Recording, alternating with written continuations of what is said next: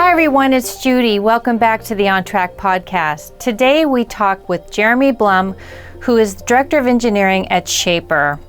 Jeremy talks about what he's going to do at his keynote speech at AltiumLive October 21 through 23rd in Frankfurt, Germany. His talk is in a holistic approach to engineering and design. You're going to learn a lot about how he's learned on his engineering journey from master's student at Cornell to launching a consumer-based product. You're going to learn a lot from Jeremy, so lean in, enjoy. I'll see you on the other side. Welcome to Altium's OnTrack podcast, where we talk to leaders about PCB design, tackling subjects ranging from schematic capture all the way to the manufacturing floor. I'm your host, Judy Warner. Please listen in every week and subscribe on iTunes, Stitcher, and all your favorite podcast apps. And be sure to check out the show notes at altium.com/podcast, where you can find great resources and multiple ways to connect with us on social media. Well, hi, Jeremy. Thanks so much for joining us again. We're delighted to have you back on the OnTrack podcast. Thanks for having me. Happy to be here. Well, for those of our listeners that may have not aren't acquainted with you from the first time, why don't you give us a quick professional background and how you found your way into an engineering career, and then tell us a little bit about Shaper Tools. Sure. So I'm the Director of Engineering at a company called Shaper, based in San Francisco. We make handheld robotic power tools powered by computer vision. And I've been here for about 4 years now, overseeing the embedded software team and the electrical engineering here. I'm the only electrical engineer here and have been for the last 4 years or so, in addition to all the other things that goes along with a small startup company and everything that has to happen to bring a product to market. So I've been doing that for the last 4 years. Before that, I was at GoogleX for a few years, where I worked on system architecture and electrical engineering and board design and stuff for Google Glass mostly. And before that, I did a bunch of different things all over the place, but I did my undergrad and my master's in electrical engineering at Cornell. And in part while I was there, I worked at MakerBot, the 3D printing company, for a couple years, first as an intern, and then I consulted there and did some design work there. That was my first time really getting my feet wet with consumer electronics product design.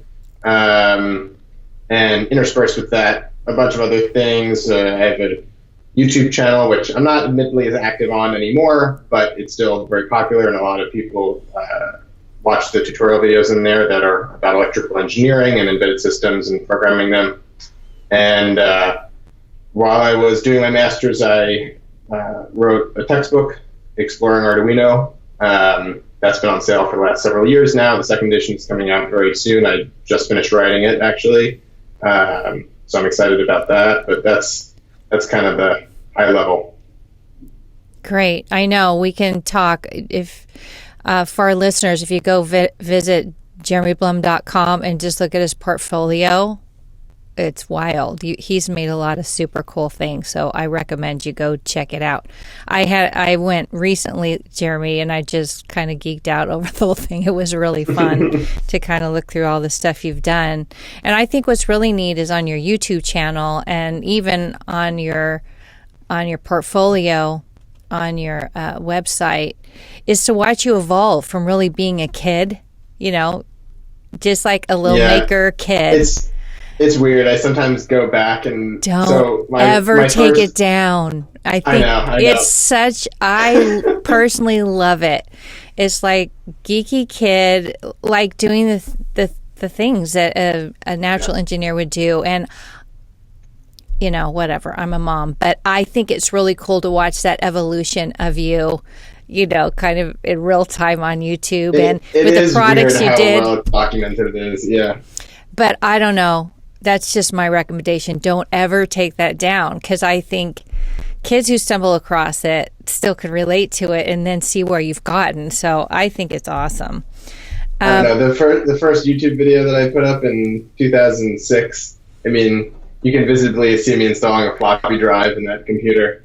And so I don't know how well some of the people today would relate to that, but it is pretty interesting to watch the progression and see how I've changed and evolved over the last decade or so. I know. It's cool because you've been a YouTube kid, right? Like, Yeah. that's a rare look. And someday, I'm telling you, you're going to look back and people are going to look back and go, oh my God, they were using that still then. You know, it becomes this almost like a little mini history book of electronics, you know? So, Yeah. Well, what I thought we'd talk about today is the keynote talk that you're going to give at AltiumLive in Frankfurt, and we're delighted that you're joining us again and taking a trip out to Frankfurt. But, you know, even if folks aren't making it to AltiumLive, I think you have a really neat, unique seat in the house from an engineering standpoint. And so the title is Holistic Product Design for Electrical Engineers. And so tell us about that and what inspired you to cover that topic.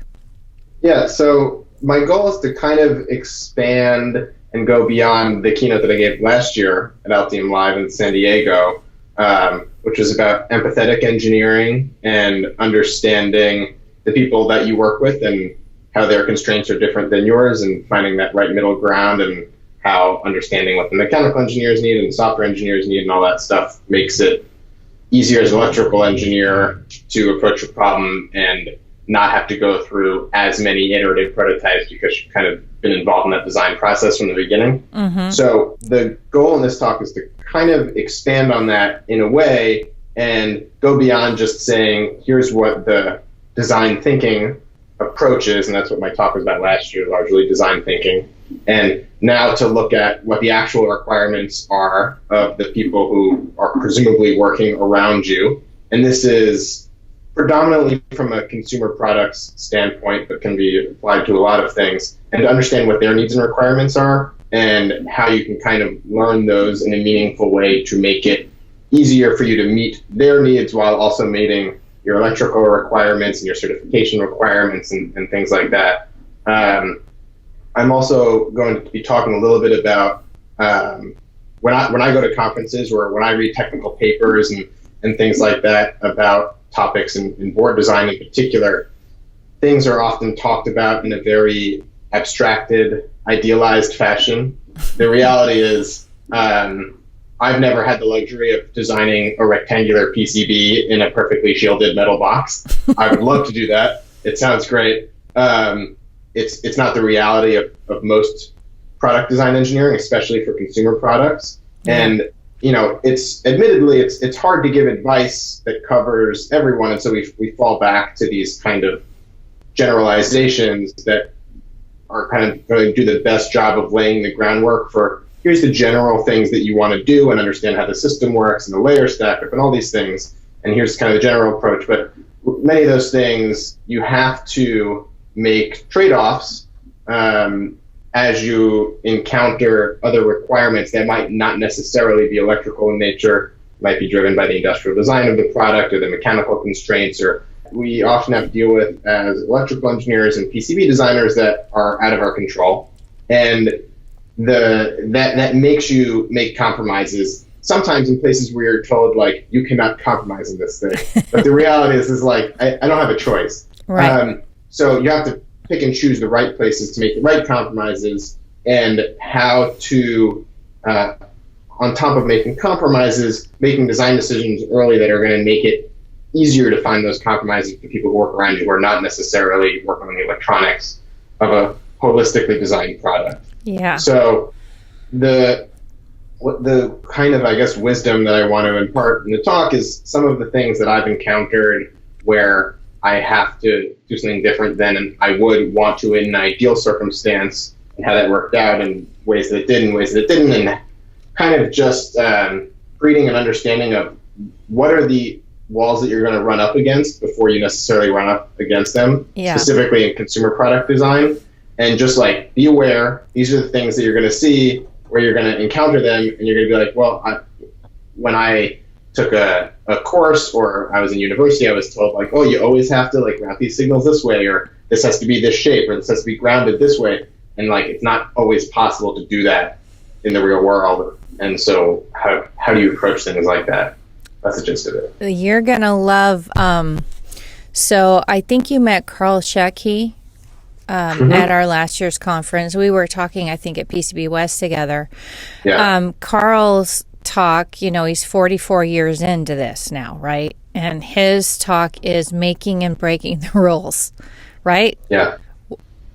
When you can't deviate, when you need to, how to do that and not screw yourself up. So I see a little bit of overlap. And again, he's designing for really tight spaces in electrical vehicles and where heat's an issue, just all kinds of issues. And I remember he was on the podcast recently, and he said, yeah, the board supplier would come back and say, hey, you know, if you just put this connector on the back of the board, and he's like, yeah, dude, except there's a display that goes there. I can't do it, right? So it's always those constraints and trade-offs. So I think that actually your talk and his will be looking at two sides of the same subject. So would you say then what inspired you is really having this, you know, boots on the ground experience of, you know, being in a startup company, creating a consumer device and walking through all the fire? Yeah, so one thing that I've observed in various conferences and things that I've been to, and I've met a lot of really smart, awesome people, I think the majority of the people who speak at them and attend them are largely from larger engineering companies with more people working on PCB design. Maybe, like, I know Carl's going to be talking about the person doing the schematic design is not the same as the person doing the PCB design often. And they're working inside of larger organizations, and there's different challenges associated with that.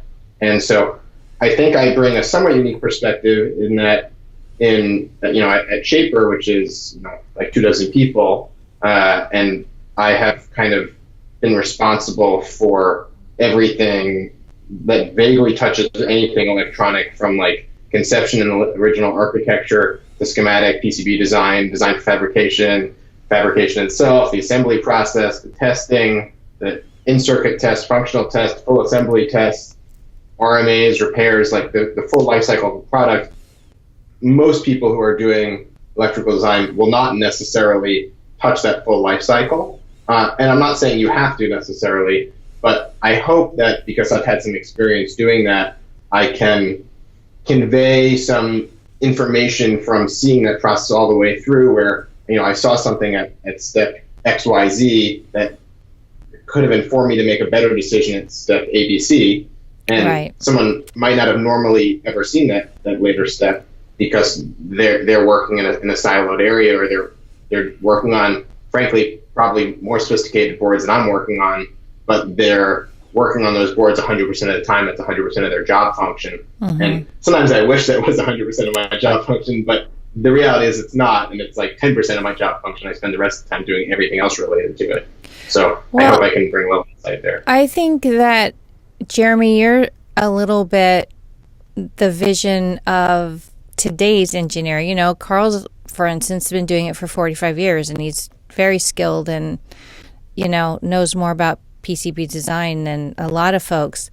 But again, these gurus that have gained all this tribal knowledge over time, just like you find yourself learning tribal knowledge, right? And trying to pass that on. We're at 25 billion IoT devices, and we're going to go up to 75 or whatever they're projecting. I think there's going to be a lot of people like you. I think that are wearing multiple hats, and I'm sure you weren't fully equipped, even giving a master's degree when you got out of college, to know how to design for everything, to see all the pitfalls that were coming. So I think that you actually have a lot to offer, because I think there's more and more people like you, because just the ecosystem's so different. Arduino, the access to cheap, there's just so much more available than there was, 20, 30, 40 years ago. It's a double-edged sword on the design side too, because it's a lot of this stuff is far more accessible now, which is great. It's way easier to get started learning these things and kind of get your toes wet and to start designing electronics or doing embedded systems and things like that.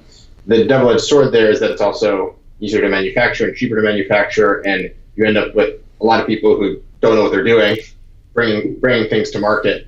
And on one side, that's really exciting. It's great that these people are excited and want to do this. On the other side, hopefully they can learn how to do it correctly, so they're building products that are performant and reliable. And I don't want to end up with an internet of crap. I want to end up with an internet of useful things. And I think we risk getting to the point where, okay, there's 50 billion IoT devices. How many of those are actually useful or working well or making our lives better, versus how many of those are introducing unnecessary security vulnerabilities and all these kinds of things that are, that's more on the software side, but same thing applies to the hardware design of those products. And, I want more people in these fields. I want more STEM in schools, and I want more people getting into this, but I hope that they'll get into it and take it seriously and understand there's repercussions of building products that real people use. You have to do it right, and you need to build high quality products. Well, I think you just coined a new acronym, IOC. The Internet of Crap. There's some websites that I would encourage you to Google. I can't remember the exact URL, but there's several people out on the web who chronicle just stupid things that are connected to the internet. And I'm guilty of connecting stupid crap to the internet, but I do it for fun. I'm not trying to productize these things. Right. But there's a lot of stupid crap that is connected to the internet available as a commercial product. Oh my gosh. If you find that URL, we totally need to put it in the show notes for our entertainment purposes.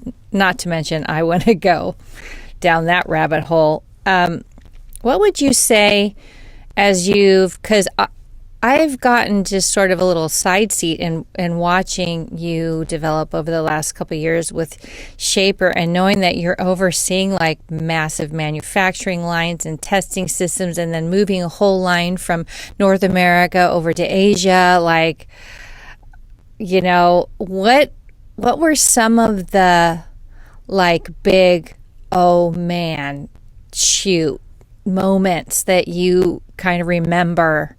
Like deer in the headlight moments you had? Is there a couple specific that you can remember that you went, oh man, I wish I would have known that?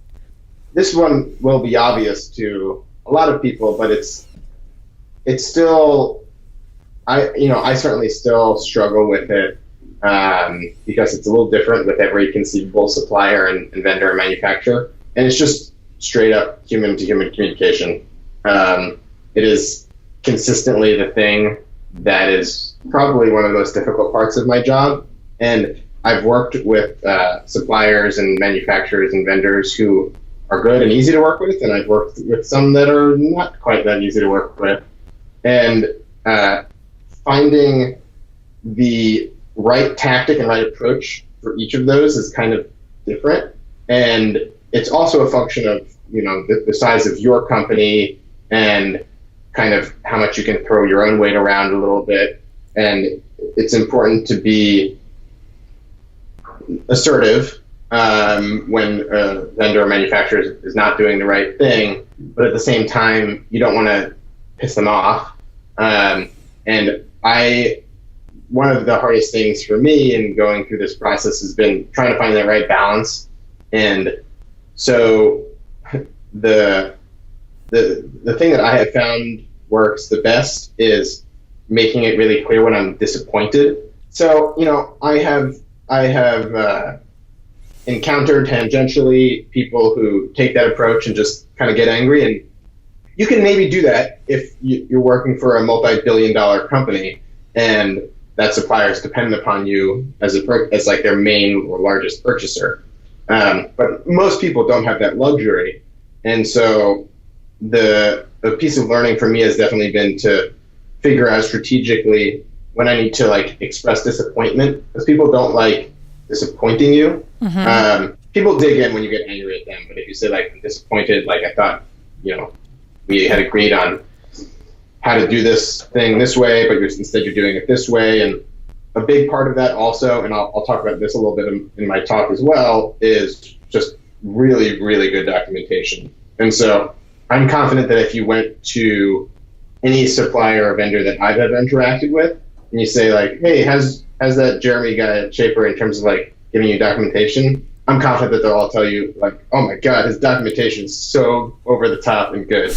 And I'm very proud of that. I take my documentation very seriously, and especially when you're working with Asian vendors, not because they're in Asia, but just because there's a language difference and there's a communication latency and things like that. There's far more room for misinterpretation. Mm-hmm. And that means you just need to be way more pedantic in how you describe everything. And that takes time, and sometimes a frustrating amount of time, and it admittedly frustrates me sometimes. But I have found that if I document things really well, include really good diagrams, really good pictures, whenever I export like a design package for a PCB, it's fully rendered in 3D. That's thankfully possible with Altium. But the full 3D that you can manipulate in space in the 3D PDF, and if possible, I'll walk them through it on the phone, and a very detailed BOM and a detailed assembly and fabrication drawing. And I have found that to be incredibly helpful.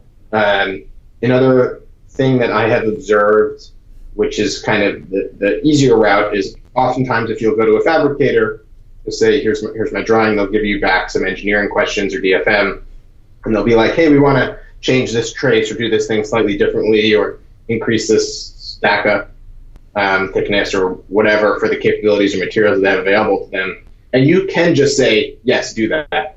Modify the Gerber, make the changes. And that is the easy path that takes 5 minutes. And I almost never do that.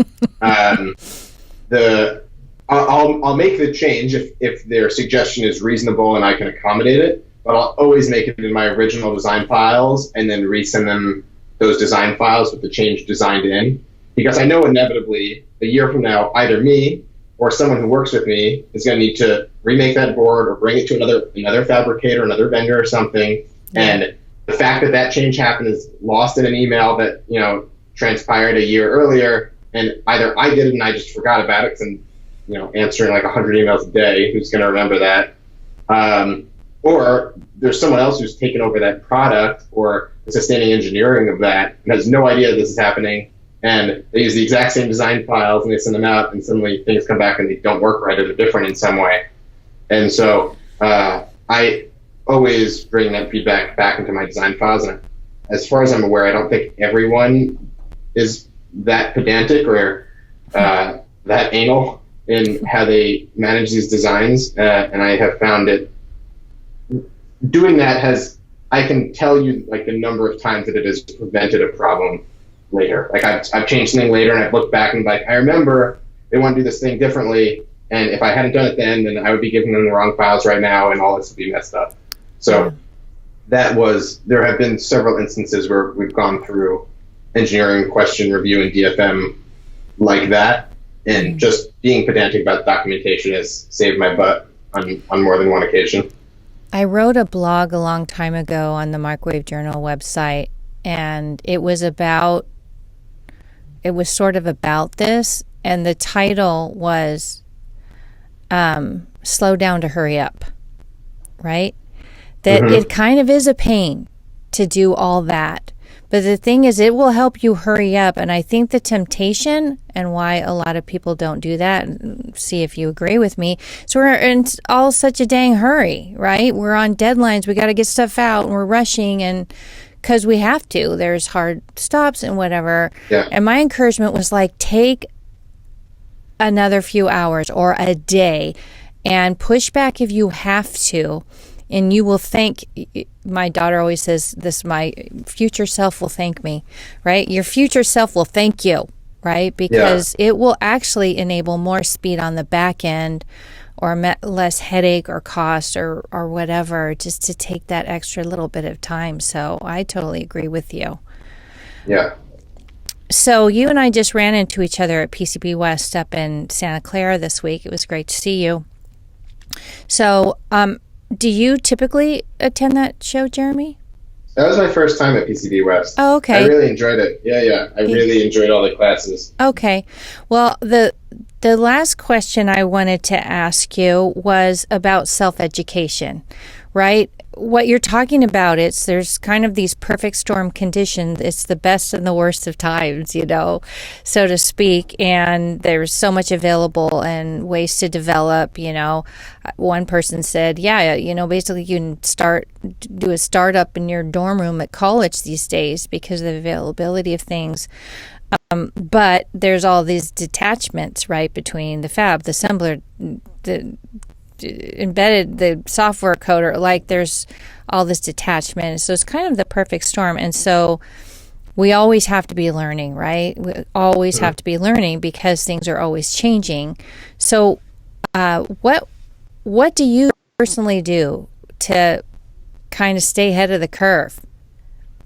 Yeah, it's a good question, and I'll preface it by saying the burden of knowledge is real, and as you learn more and you realize more and more things that you shouldn't be doing, or we were talking about this last week, or things that you should be doing differently, you look back at all the things you've previously done, you're like, oh my God, I cannot believe I did that way, or I should have done it this way, or you're working on a new design, and it can be the simplest, stupidest design ever. Like the whole thing is at super low frequency, it's DC, basically like, it would work on a breadboard, nothing you can do is going to mess this thing up. Right. And yet in your head, you're like, oh, I learned all these.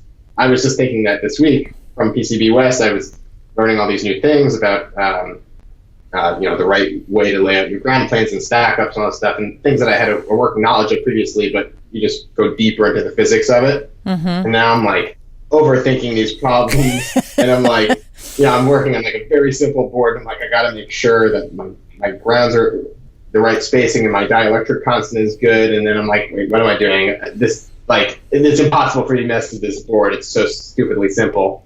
And so I just wanted to preface it by saying, take the knowledge you get and like put it in context and make sure that you don't think things either.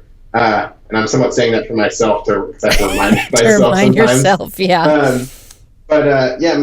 My approach to education is, I think it is really important. The industry is changing quickly. I really enjoyed PCB West and the classes I went to there. Rick Hartley, who's also keynoting at Frankfurt, I attended a bunch of his classes and found them really educational. So I intend to continue doing things like that. I went to AltiumLive last year, attended a lot of the classes there in addition to giving my talk. I read the industry magazines, I read the industry websites, I take it all with a grain of salt, because another thing I've observed is for all the various classes and conferences I've gone to, there's consensus on some things and then still disagreement on many things. Like this person said you got to do this way, but I have data showing it works better this way. And that is rampant. And I have, even in the last few years, I've observed a lot of things seemingly consolidating as we get better and better at understanding the physics of this stuff. And we have more sophisticated tools for experimentally finding how these things actually behave, and people do better and better experiments and kind of come to a consensus on these things. So I have actually observed that getting better, I think, in real time. But there's still disagreement about the best way to do certain things. And to bring it back to my talk again, what someone says is like, this is the right way to do this, does not necessarily apply to the way your product is built. And you can't always draw the one-to-one comparison. They're like, you always have to have a ground plane underneath this thing. Well, in certain circumstances, maybe you don't, and maybe there's a good reason not to. So it's not just about learning rules of thumb. I think that there is a desire, especially among more junior engineers, to say, like, I just want my list of like rules of thumb of like things I need to do and look out for. And while it would be great if that was a thing that existed, and there are quote unquote rules of thumb, they all have caveats. Right? Every single one, and it's all situational. Because, by the way, they're custom products. Yeah. And they're all operating at different frequencies and different, it's physics. It really is complex, right? And yeah, it is. And so you have to understand what underlies these things. And so you get that from these classes. So I go to those classes. Excuse me. And then a lot of it is when I'm working on my own designs or systems, I take the time not just to validate that they work in the environment or the circumstance that I'm specifically concerned about, but I'll take the extra day and I really analyze the system. I see how it's performing. I change variables. I change values on components. I change environmental operating conditions. I see how it impacts the design of the circuit and system, and I'm able to better draw conclusions for my specific use cases of, okay, if I change this variable, this thing gets better or worse in this way. And it's not quite a rule of thumb, but it's a fact that I know and makes sense in the particular problem space that I'm working in. So I find that to be really useful, and that it goes back to what you were saying earlier about, hurrying up and slowing down.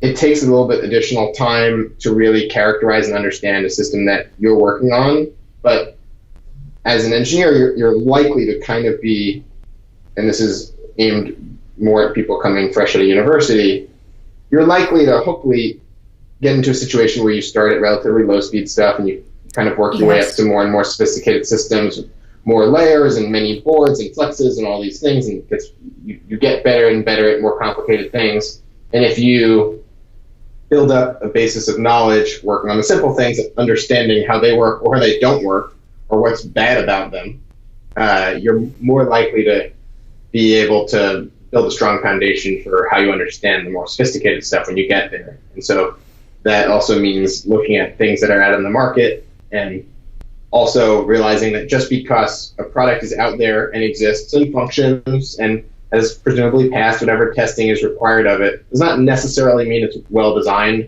or maybe it was well designed at the time, but standards and thinkings have changed about the best way to do certain things. So just take everything with a grain of salt and not assume that everything that you see out in the world is perfect. I've certainly worked on imperfect things, and I would guarantee that every engineer ever has done something in the past and I wish I had done that differently, and if I did it today, I probably would have. And so if you realize that that happens to you, then it follows that that happens to other people, and everyone designs something. So there are things out there that just because you see it in the world doesn't mean it's necessarily the best thing that you should apply to your own designs. Well, just to recognize that.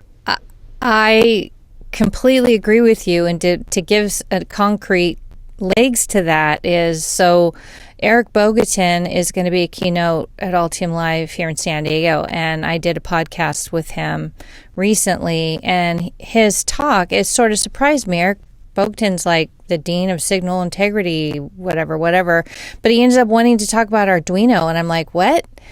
And what he's going to talk about is, I think it's the Arduino Uno, whatever. They estimate that there's, I don't know, 1 million or more of these boards out there, and the reference designs that people are downloading off, open source. He took a look at these because he's a professor at Colorado University in Boulder. Not good. Not good. And he's like, the way they ground them. And so he uses it as a learning tool to get his students to learn not to create bad design habits for themselves, So if you do a reference design and then you go into the next level, that you don't carry those bad habits with you. And I helped him name his topic. It's called Breaking Bad. So that's good. It's, breaking those bad habits. But it's prolific. Those bad habits have been, and Arduino's awesome. And when you just need to do some little down and dirty thing, it doesn't matter. But if you carry those, you're running a microcontroller at 8 megahertz, you can do pretty much whatever the hell you want. Exactly. But if you carry those design habits and you just throw copper poor in random places as you go into more complex system, it's going to bite you, right? And so I thought that it's a fascinating topic. I'm really excited to hear it, but I'm more excited that we're going to record it and put it out there in the world, like, watch out, right, for these things. And it was really cool because he taught his students, so he had them, measure it before, right? And then they redesigned it with the good habits, and all their minds were blown. They're like, wait, this isn't right, and it's like, there's that much reduced noise because you designed it right or whatever. So anyways, it's funny. And so speaking of Arduino, you mentioned earlier that you've written a book, and it's called Exploring Arduino, right? Yes. And are you the book that you just finished writing, is it an updated version of that or a whole new book? It's a second edition, so it's updated and expanded from the first edition. So the first edition came out in 2013, and this edition should be out before the end of the year. I think you can pre-order it now on Amazon, but it should be coming out within the next couple of months. Okay. It's considerably expanded from the first edition. Obviously, errata corrected and things like that, but this one is now in full color, which is really nice, because the first one, if you got the ebook, it was in color, but many people bought the print edition, which was in black and white, and it's kind of difficult when I say connect the red wire here and the green wire here. Yeah. Like, which one's the red wire, which is the green wire? You cannot do technical books in black and white. I've learned this. Yeah. Yeah. So, I mean, that's one small part of it, but I've expanded considerably. And since I wrote the first edition, when I wrote the first edition of the book, I was doing my master's. I had limited experience in the real world designing, mass production products. I have 6 or 7 years of experience doing it since that first edition came out. So I've pulled in a lot of that knowledge, and there's a lot more kind of sidebars and features and all this stuff about the real product creation side of these things. So when I talk about, there's a new section there talking about accelerometers and micro electromechanical machines. I don't just say, or micro electromechanical systems, sorry. I don't just say, like, connect the accelerometer and the signal will go up and down, you should shake it up and down. There's like a 2 or 3 page explanation about, here's what a MEMS device is, here's how it's made, here's how it works, here's why they're so cheap now, here's what the supply chain looks like for them in the cell phone industry and why we can get them cheaply, things like that. There's a new section added about stepper motors and explaining exactly how they're driven and the electromagnetic concepts behind that. There's a bunch more stuff about wireless connectivity, Bluetooth connectivity, Wi-Fi connectivity, RF connectivity. There's a whole explainer about what the hell the electromagnetic spectrum is as it relates to electronic product design, which is something that you learn about in university, but there's a surprising disconnect between, okay, I've taken my E&M course and I'm programming an Arduino to blink an LED, like, how are those two things related? And as you know, they're very heavily related, right? If you ask anyone who's speaking at AltiumLive or anyone who's like at PCB West, they'll repeat over and over again, the energy is not in the copper, the energy is in the planes between the copper. It's all about the magnetic waves. And so I talk about that, and it's kind of just a deeper dive into all these topics, and not just, okay, how do you make an Arduino blink, but understanding what's actually happening there, and giving people an introduction to microelectronics and embedded systems, software design, and product design that's a little bit more holistic than just blink an Arduino. It's like, how do you actually impart someone with knowledge that they can use and expand to other platforms and other microcontrollers and more sophisticated custom systems and things like that. It's, I find it really interesting. In my role here as the person that pulls in all the speakers for AltiumLive, I think it's really fascinating this year that out of our, 8 keynotes, 4 in San Diego, 4 in Frankfurt, 3 of you have something to do or say about Arduino. I mean, you're obviously the author, but Bob Martin from Microchip is also speaking. And, professional engineers obviously are prototyping with Arduinos these days. So the lines are blurring between the maker and the pro maker and the pro. Like, the lines are blurring a little bit because they have gotten good at, it's good enough to do some pretty cool things. And it's interesting to see how the implications of all this bleeds into each other, right? It is. And I know Bob talked about this on his podcast they did with you last week about Arduino really being more about the software, the ease of software development, and it's really true. like in a lot of our factory systems that we use at Shaper, I use Arduino to program automation for factory tests and things like that. And it's like, why not? It's right? like 100 times faster than any other thing. Right. And it makes that stuff easy, and it makes it more accessible to people who might not be embedded firmware engineers, by profession, but are tangentially touching those things. And it's nice to be able to know how those things work. And Eric said, he's got these master engineering students, and he says, basically, if I use Arduino, in one class, I can have them writing simple code. It's not like a whole semester, right? Right. You don't have to spend a week trying to get your build system set up and debugging GCC and getting all the things to link correctly. And no, you just write the code and load it on over USB. It's which is stupidly easy. Again, a great enabler, but it's just funny to see how these worlds are colliding. So before I let you go, I didn't ask you in the beginning, but just tell the listeners a little bit about how many boards and you have crammed inside the Shaper Origin, because I don't know how you did it. Yeah, well, I mean, it's a good product to talk about. I mentioned earlier about not everything is a rectangular board inside of a metal box, a grounded, perfect metal box with maybe one wire coming out of the side. Well, there's 10 PCBs in there, and several flexes too. And cables and cameras and a screen and all that, and power supply and all that other stuff. And it's a unique form factor that requires that sort of design.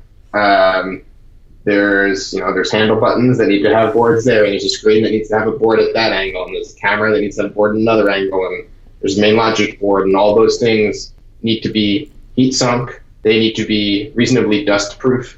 They need to be able to work in a wood shop environment, which is a absolutely horrible environment to have electronics in, high-speed microelectronics in. We literally connect to a vacuum tube, which is the worst generator of static electricity you can imagine. So it's a very challenging environment, and like I mentioned, there's trade-offs that you have to make. You can't get everything to be optimized in the theoretically best way possible. You have to make trade-offs to make the important things work. So like, if you need this thing to be able to operate in a high static environment, like that involves making trade-offs with other parts of the system, and doing that in a reasonable way. Making it assemblable was also challenging. I mean, this is a robot, and it needs to be assembled and calibrated in the factory and assembled in a particular order, and we need to evaluate at each step of that assembly process and make sure that the final thing that rolls off the line meets our accuracy and precision standards for the tool.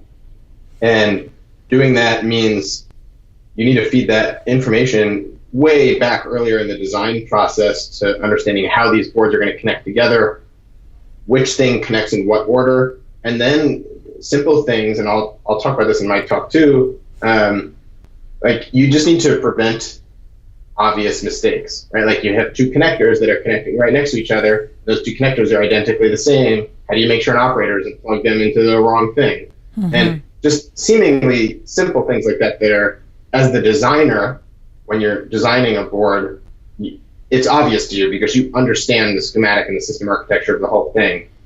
Someone who doesn't, whose job is to plug a wire into a port, doesn't understand that. And ideally, they shouldn't have to. So It's about making it idiot-proof. Not to say that the people assembling not to disparage your clients, yeah.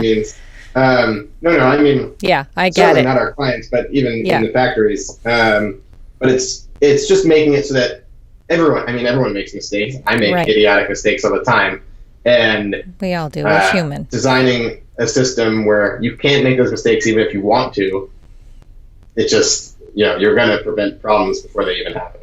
Yeah, it's amazing. Well, and I'll make sure to share your video that we went up to your shop and filmed inside, and we'll show all the versions of the predecessors of the Origin, where all those electronics lived outside of the machine, and now they're all inside of the machine. And So I'll give our users a peek at that video. It's a great video. And I will also make sure I'll hunt down, if you can pre-order, I'll look up that link as well and put that in, and your web links. And Jeremy, thank you so much for joining us.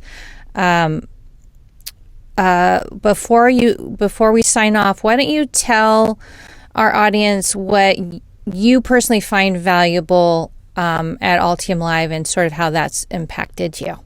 I'm sorry, I'm asking for a shameless plug. I don't mean it to be that way. What I mean is, if people are on the fence about going, go, not go, like, what's the value in going? I mean, if you go, you can buy me a drink. We can hang out. Sounds good to me. Right on. It is about the people, though. Certainly, when I went last year, I met Carl for the first time last year, and Carl's great, and he'll be speaking at Frankfurt. And I met Rick and Eric and a lot of other people, and just having the opportunity to talk to those people who are all objectively way smarter and way more experienced than I am. And I have a lot to learn from those people. And for me, it's an opportunity to learn from them and to, I really hate when people are like, oh, it's about networking. No one likes to network. No one wants to network. No one wants to think that they are being networked at, right? I want to actually meet people who I'm going to have some form of relationship with, right, professional relationship with, and be able to learn from them as peers. I don't want to just exchange business cards with people. Yeah.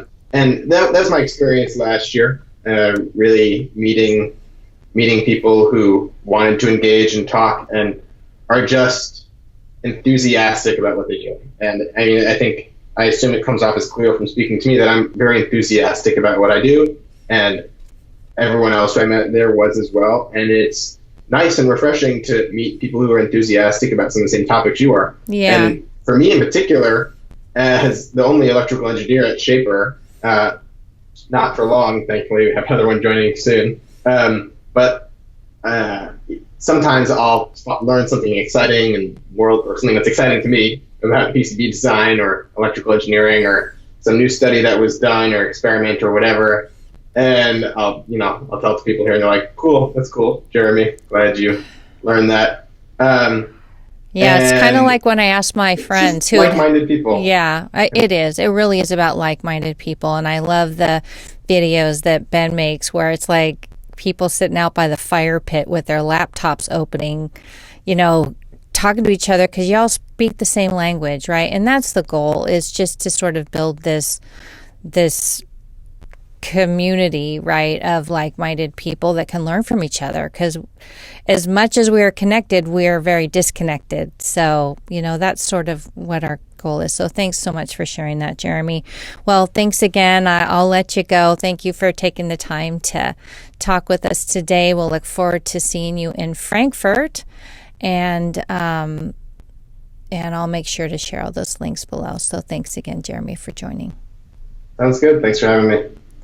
For our listeners, we're delighted you could listen in on this conversation with myself and Jeremy Blum. We'll see you next time. Until then, remember to always stay on track.